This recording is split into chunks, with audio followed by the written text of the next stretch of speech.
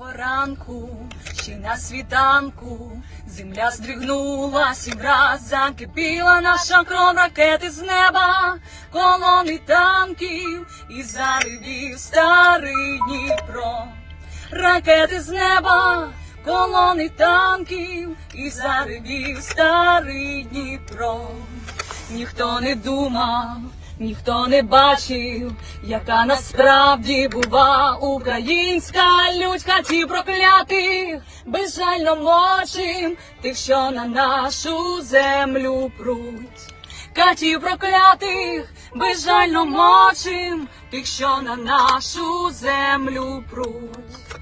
А на кордоні найкращі хлопці, самі герої воюють у наших ЗСУ і Джавеліни, і Байрактари за Україну б'ють русню. І Джавеліни, і Байрактари за Україну б'ють русню.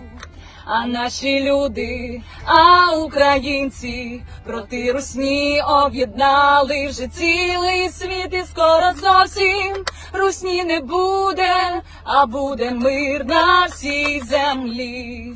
І скоро зовсім русні не буде, а буде мир на всій землі.